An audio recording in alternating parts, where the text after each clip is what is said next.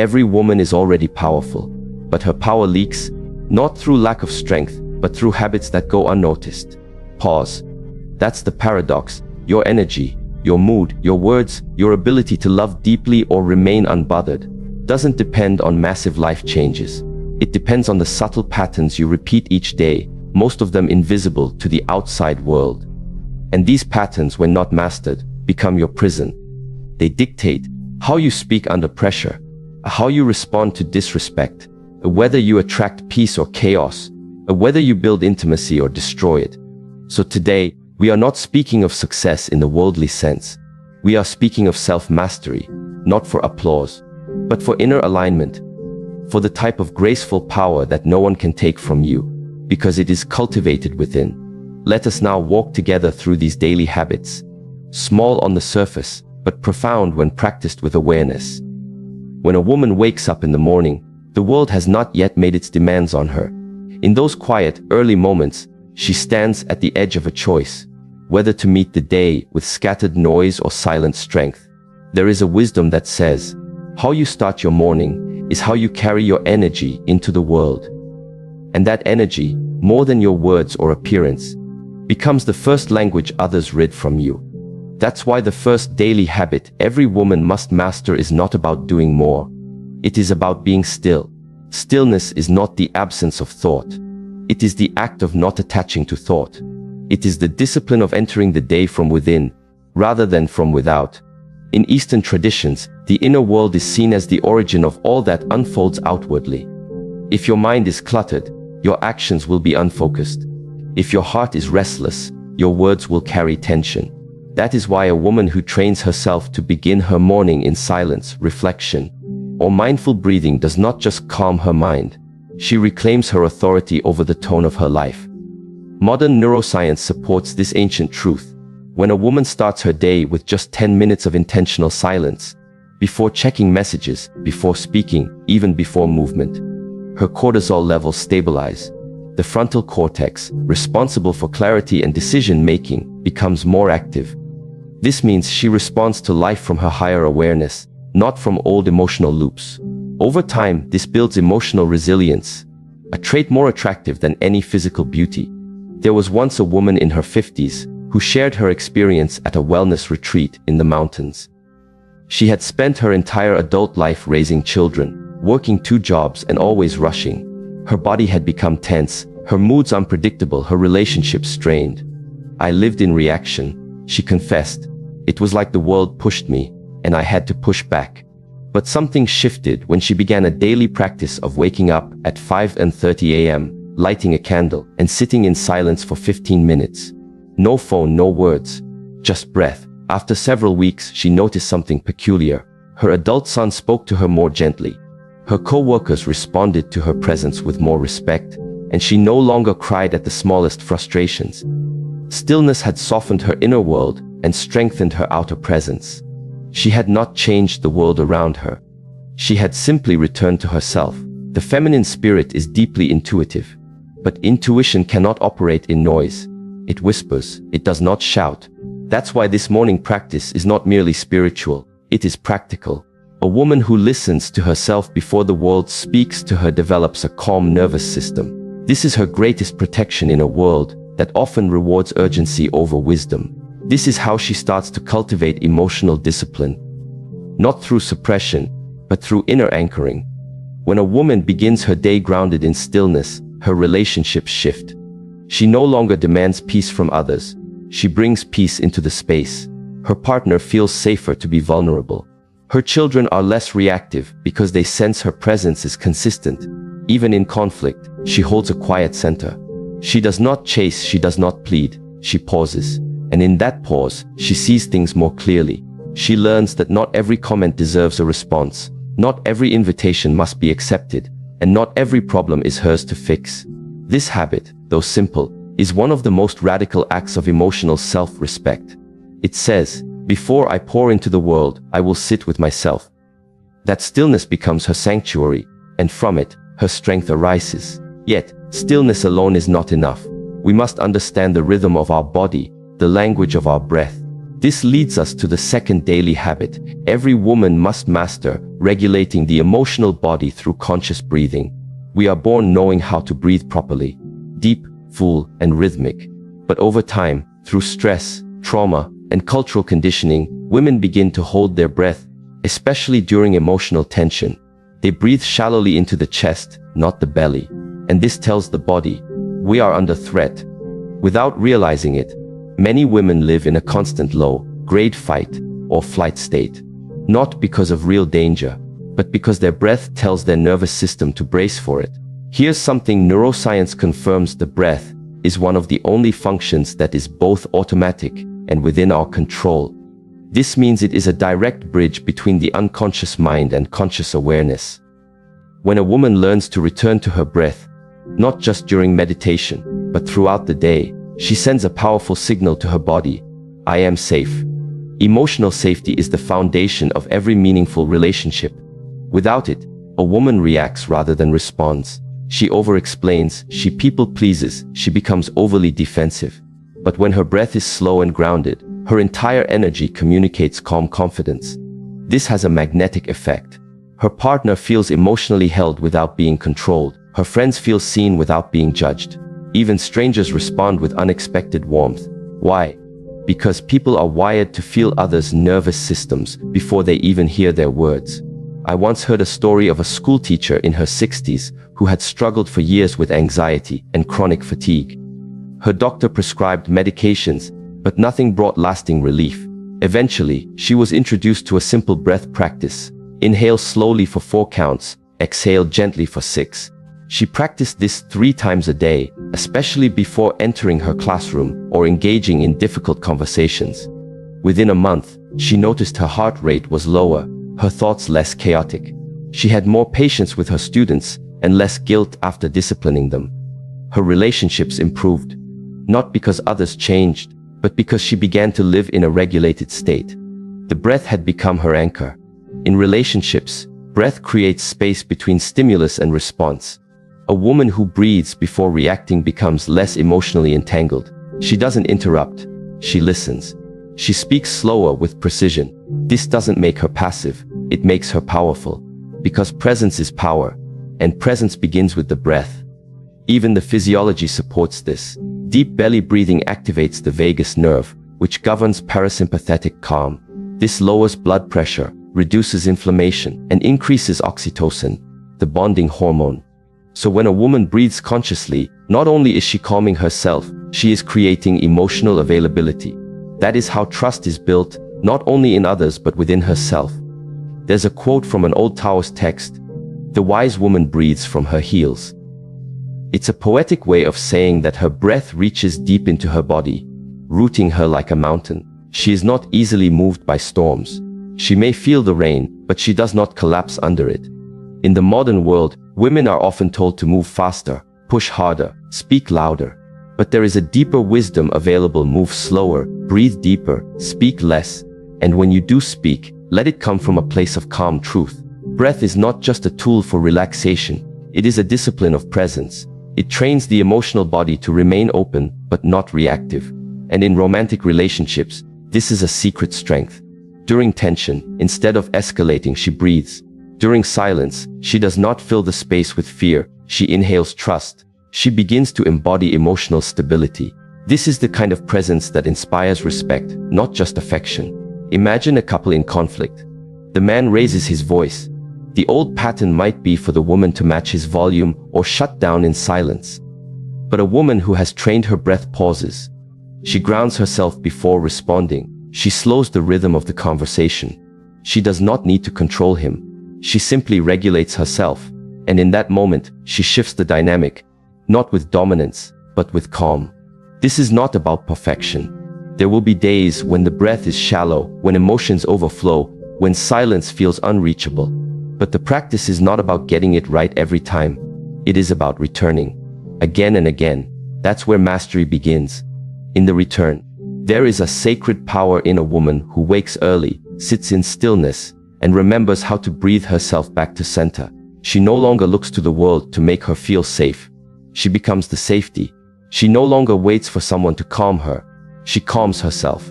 And in that space, she becomes the kind of woman whose presence is healing simply because she has made peace her daily practice. In life, it is not the event that shapes us, it is our response to the event. And yet, most people are not responding, they are reacting. These are two very different states of being. A reaction is immediate, emotional, and often unconscious. It comes from past wounds, from ego, from fear.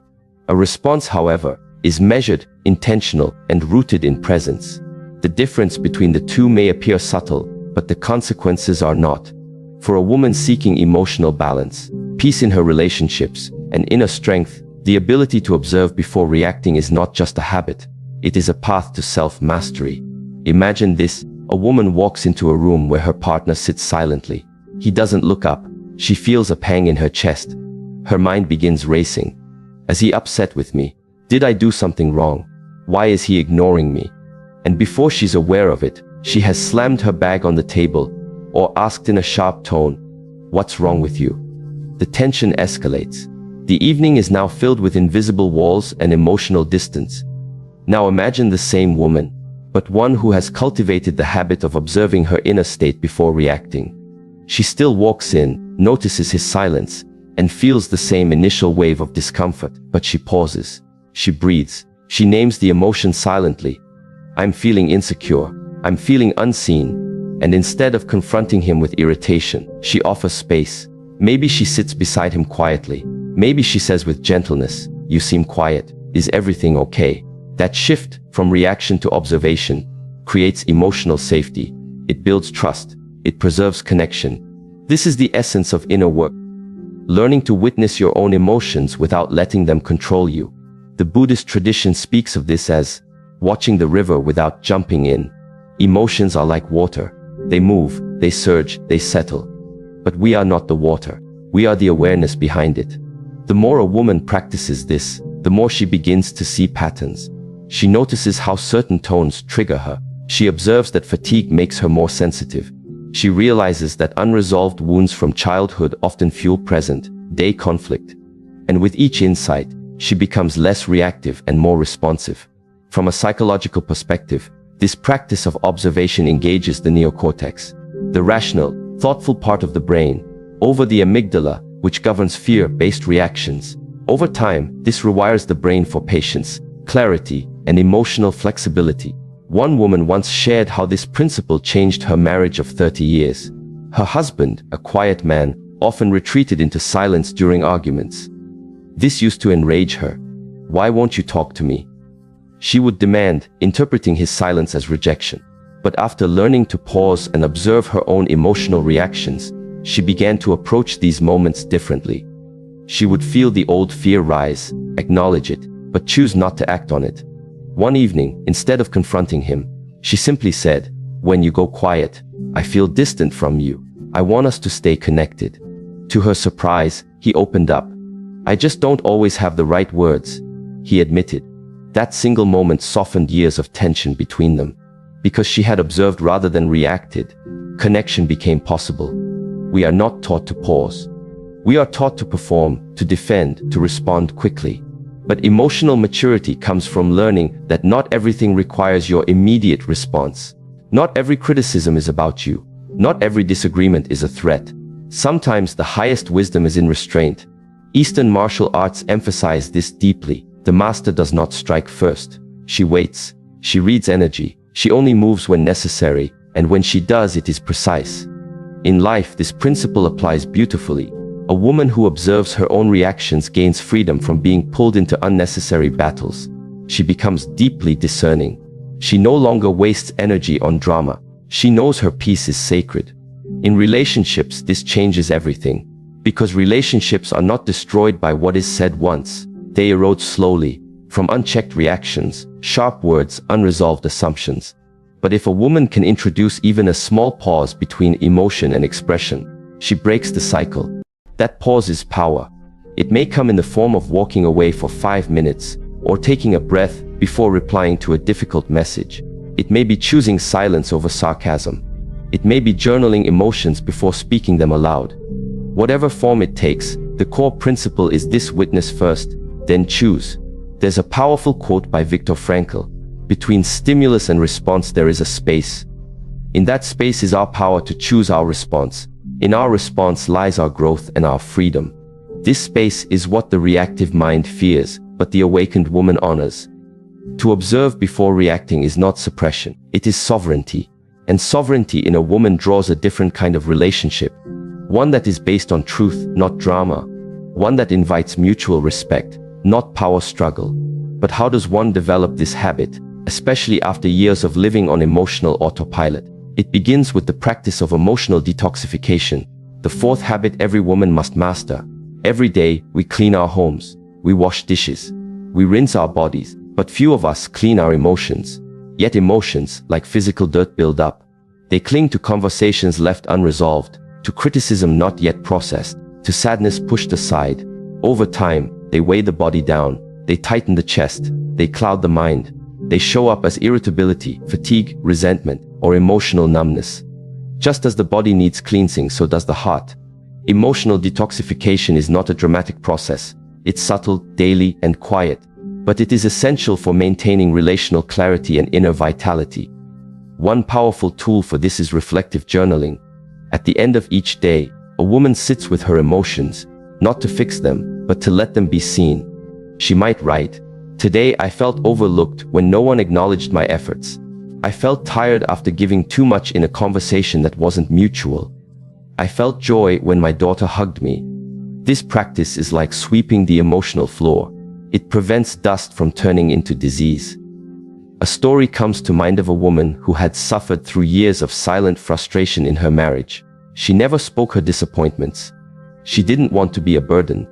But over time, those unspoken emotions turned into resentment.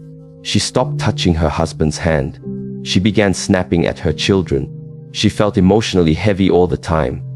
Finally, after attending a mindfulness workshop, she began a simple daily practice, writing one letter a day, not to send, but to express. Sometimes to her husband, sometimes to her past self, sometimes to her deceased father. Within 3 weeks, her face softened, her body relaxed, her laughter returned. When emotions are expressed safely, they no longer poison the present.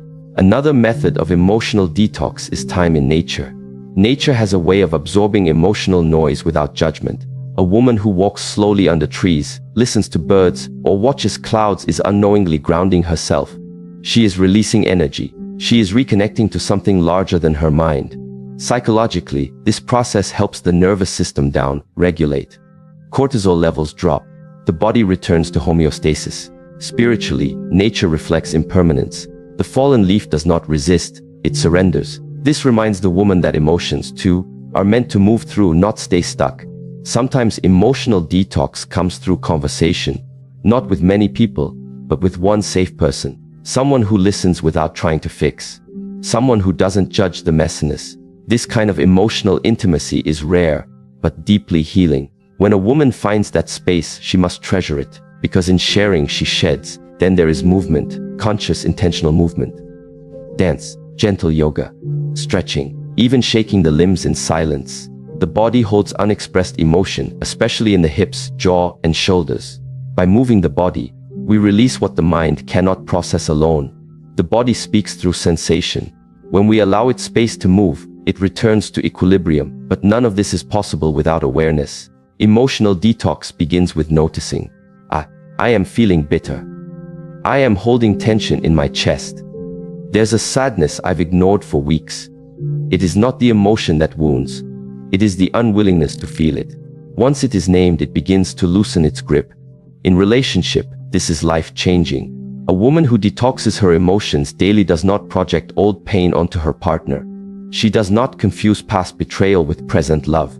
She knows what she feels and takes responsibility for it. She does not expect others to read her mind. She speaks with clarity, not confusion. She asks for what she needs. She apologizes when necessary. This kind of emotional hygiene creates a love that breathes, not one that suffocates. This also makes her radiant. There is a glow that comes from a woman who is not carrying yesterday's weight. Her eyes are clear. Her voice is soft but grounded. Her presence feels safe. She does not need to perform kindness. It flows naturally, because she is not defending herself from her own emotions. From a spiritual lens, this is called purification. Not in the moral sense, but in the energetic sense. A purified heart is not one without pain. It is one that does not cling to pain. A woman who learns to feel and release, she becomes open, she becomes present. And in her presence, others feel a desire to rise.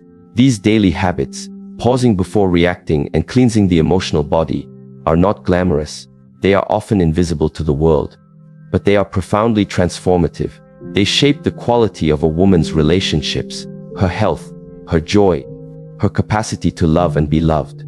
Because a woman who knows how to observe her emotions without drowning in them, and release them without suppressing them, becomes a sanctuary, not only for herself, but for everyone she encounters. A woman's ability to cultivate stillness in a noisy world is not just a spiritual luxury, it is a necessity. Silence, in today's culture, is often mistaken for absence. But true silence is full. It holds wisdom, energy, and truth. It is in this silence that a woman meets herself beyond titles, roles, or the expectations placed upon her. To sit in silence, even for a few minutes each day, is to return to what is real. It is to remember that beneath the layers of doing, there is a being that simply is. In the teachings of Eastern philosophy, silence is not emptiness. It is presence. In the Shaolin tradition, silence is cultivated not to escape life but to become more intimate with it. A woman who practices stillness begins to feel life more vividly. She notices the breath of the wind, the rhythm of her own inhale and exhale, the subtle shifts in her emotional terrain. She becomes aware of what she usually runs from: loneliness, unmet needs, the truth she avoids when distracted. Neuroscience confirms the power of stillness. When the brain is given space to rest, it does not shut down. Instead, it activates what is called the default mode network, a system involved in self-reflection, memory integration, and emotional processing. In stillness, the mind reorganizes itself.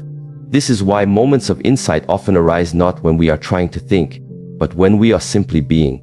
A woman may struggle with a decision for days, but in one silent morning, the answer comes, not as logic, but as knowing. Consider the woman who begins her day not with a flurry of to-do lists or phone notifications, but with 10 minutes of quiet sitting.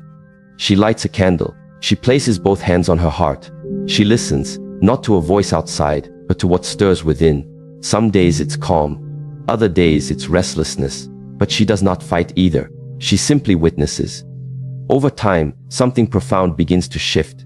She no longer feels the need to prove herself. Her day unfolds not from urgency, but from clarity. She becomes rooted, not rushed. In relationships, this stillness becomes a sanctuary. When a woman is still within, she is not easily provoked. She does not fall into the trap of over-explaining herself, overanalyzing the moods of others, or overreacting to silence. She is anchored. Her partner feels this. Her children feel this. The people around her begin to breathe easier in her presence. Why? Because true stillness is magnetic. It radiates peace, not performance. There is a story from the Zen tradition of a student who asked his master, "How do I become wise?" The master replied, "Sit down and be quiet." The student waited, and then he asked. The master said, "Then wisdom will find you." It is simple, but not easy. In a world that rewards business, stillness is an act of rebellion. But it is in this rebellion that a woman reclaims her power. From a physiological standpoint, stillness regulates the nervous system. It activates the parasympathetic response, slowing the heart rate, softening muscle tension, lowering cortisol. This is not just relaxation. It is recalibration.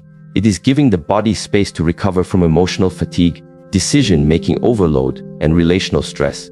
But stillness is not only physical. There is also emotional stillness. This is the ability to sit with an emotion without rushing to solve it, to feel sadness without needing to escape it, to allow joy without fearing it will end.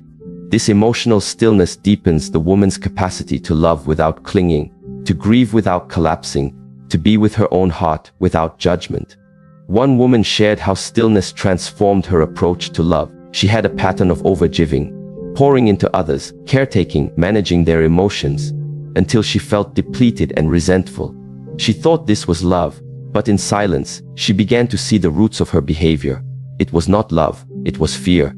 Fear of abandonment. Fear of not being enough unless she proved her worth. She cried. She wrote. She sat with this pain. And then, over time, she began to practice a new kind of giving. one that came from fullness, not from need. Her relationships changed. Not because others changed, but because her energy changed. Stillness gave her the mirror to see herself clearly. There is a moment in each day where a woman can choose noise or depth. It might be in the morning, before anyone else is awake. It might be at sunset, with the sky painting quiet stories. It might be in the car, choosing silence over the radio. These small choices shape the mind. They shape the heart. They train the soul. In Chinese medicine, the heart is seen as the emperor of the body, the seat of consciousness. But the heart cannot govern well if it is always agitated. Stillness is what allows the heart to return to wisdom. A woman who lives in emotional reactivity will always be chasing stability from the outside. But a woman who cultivates stillness begins to generate stability from within. Stillness also reveals the patterns we are trapped in. A woman may notice that every time she feels unworthy, she reaches for distraction. She texts someone, she scrolls, she eats, she shops. But in stillness, she pauses. She feels the ache, she does not numb it. And something miraculous begins to happen. The ache loses its power. It transforms. Because feelings, like waves, crest and fall when they are allowed to exist. From a relational perspective, this is revolutionary. It means a woman no longer seeks a partner to rescue her from discomfort. She does not ask another person to fill her silence. She meets her own depths. And when she enters relationship from this space, she is not needy. She is whole. This creates a new kind of connection. One based on shared presence, not emotional dependency. In practical terms, how can a woman practice this daily habit of stillness? Begin with breath.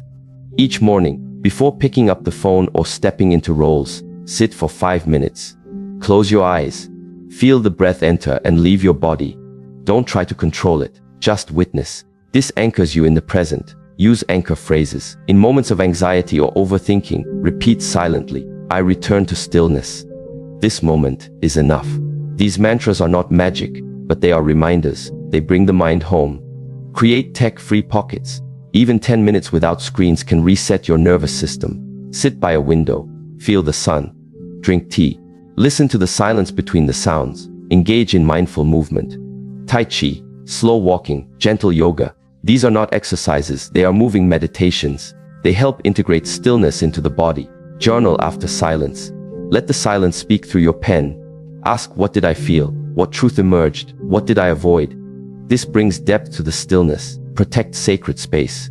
Choose one spot in your home that is just for stillness. A chair, a corner, a mat. Light a candle. Let this space hold your practice. Over time, your body will associate it with peace. There is a deeper reason why stillness matters. In stillness, a woman reconnects with her intuition. The quiet voice that guides, warns, and whispers truths louder than the noise of opinions. This inner guidance cannot be heard when we are always occupied. But it is always speaking.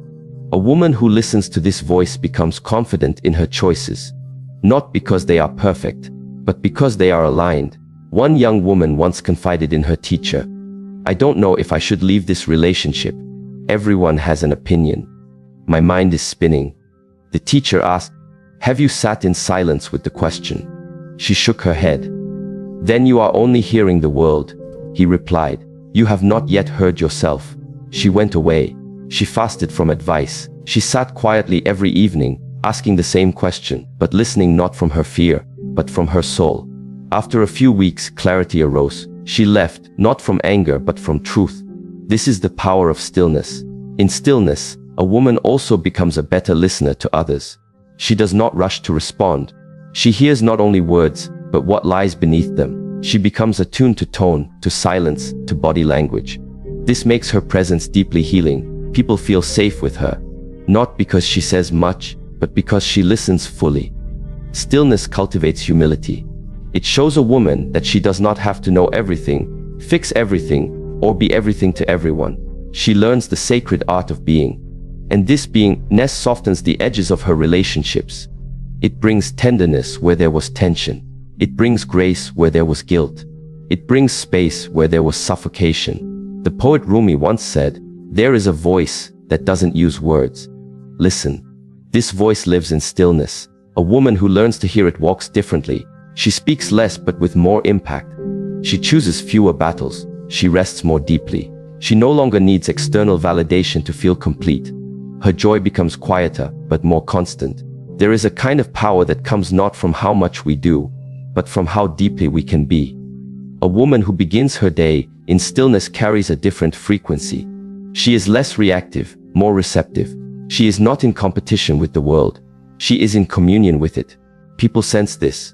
They are drawn to it, because the world is tired of noise. It is hungry for presence. A woman who masters this habit of daily stillness no longer chases peace. She becomes it. And in becoming peace, she brings healing not only to herself, but to everyone her presence touches. A woman who learns the art of intentional solitude gains access to a power that cannot be shaken by external noise. She no longer fears being alone because her own presence becomes her sanctuary. In a society that often confuses aloneness with loneliness, she rises with a different understanding. Being alone is not a punishment. It is a privilege. It is a space where the soul breathes, where the clutter of performance falls away, and where the true self quietly, patiently emerges. This habit, this sacred choice to spend intentional time alone each day, is one of the most misunderstood practices of self-mastery. Many women grow up being told that their value lies in how well they nurture others, attend to relationships, and pour themselves out. But no cup can pour endlessly without being refilled. Solitude is not selfish. It is self-sustaining. When a woman carves out space to be alone, without distraction, without duty, she returns to herself. She steps away from the roles of mother, partner, employee, or friend, and enters the space of just being a soul, not needed, not wanted, just known by herself. In the Shaolin tradition, the monk spends hours in solitude, not to escape people, but to connect more deeply to the source from which all connection flows. The purpose is not isolation but restoration. This solitude is active. It is a choice, and it gives the practitioner the strength to return to the world with more clarity and compassion. In the same way, a woman who learns to be alone learns also how to love more cleanly. She no longer loves from longing, she loves from awareness. Neuroscience supports the value of solitude. When we engage in focused time alone, without digital stimulation or social demands, the prefrontal cortex responsible for self-regulation and decision-making becomes more active. We gain access to metacognition, the ability to reflect on our own thoughts. This leads to better problem-solving, improved emotional intelligence, and more authentic behavior. A woman who knows how to sit in her own company becomes less reactive in relationships. She stops seeking approval in every conversation. She listens to her own wisdom before she seeks validation from others. There is a woman I once knew, a counselor in her late 50s, who had spent most of her life raising children, supporting a husband who traveled frequently, and running a small practice to help other women. She was loved by many, yet she felt disconnected from herself. She would describe feeling like a guest in her own life. One day, she decided to take a week-long solo retreat in the mountains. No phone, no visitors, just herself and the quiet. She told me afterward, "I had no idea who I was outside of service. I cried every morning for the first 3 days. But then, something shifted. I started to remember who I was before the world told me who I needed to be." That week of solitude changed everything. She returned not just rested, but rerouted. Her boundaries became clearer. Her laughter returned. Her energy shifted. This is the quiet magic of solitude. Intentional solitude is not the same as withdrawing from life. It is not a silent protest against relationships. It is a sacred preparation for them. A woman who knows how to be alone becomes a woman who does not enter relationships out of fear, obligation, or unconscious pattern. She no longer clings to people out of insecurity. She is not afraid of space because she understands that real intimacy includes breathing room. She stops tolerating disrespect because she knows she can stand strong, even when she stands alone. In psychology, solitude is often studied in contrast to social connectedness. Both are necessary, but for women especially, the ability to access internal solitude becomes a cornerstone of emotional regulation. Women are often socialized to be emotional caretakers, to soothe the others before themselves. But solitude reverses this habit. In those minutes or hours alone, she listens to herself first. She asks, "How am I feeling? What do I need? What is my truth today?" This internal conversation is where wisdom is born. A young woman once shared that her turning point came during a late, Night walk alone after a painful breakup. The silence of the night reflected the silence within her. She had no one to distract her, no one to consult. Just the cold air, her breath, and the weight of her own heart. But she didn't run. She walked. And in that walking, something inside her broke open, not in despair but in discovery. I realized I was still whole, she said. Even after losing someone I thought I couldn't live without. I was still breathing, still moving forward. Still enough? That's the gift solitude offers. The realization that you were never dependent on another for your wholeness. You simply forgot until silence reminded you. In relational life, solitude acts as a reset button. It gives a woman the time to clear out the mental clutter of comparison, overthinking, and emotional entanglement. In solitude, she can re-establish her internal compass. Relationships are not meant to replace the self, but to reflect it. A woman who is rooted in solitude knows when a relationship is nourishing and when it is depleting. She becomes more discerning. She starts asking different questions. Not, do they like me? But, does this align with my values? Does it support my peace? Does it reflect who I am becoming? Physiologically, solitude reduces cortisol when approached with intention and care. A few minutes of deep solitude, combined with mindful breathing, has been shown to lower heart rate variability and improve mood stability. Over time, this strengthens the vagus nerve, a key component in the body's stress regulation system. This means that solitude isn't just a spiritual practice. It's a biological support system. It protects against burnout, emotional exhaustion, and even autoimmune responses. A woman who creates daily moments of solitude is not weak or withdrawn. She is immunizing herself against emotional chaos. There's a Zen saying that goes, you should sit in meditation for 20 minutes a day, unless you're too busy. Then you should sit for an hour. This speaks to a deeper truth. The more chaotic the world becomes, the more solitude we need. For a woman balancing work, relationships, parenting, and personal growth, solitude may feel impossible. But the impossibility is the very signal of its necessity.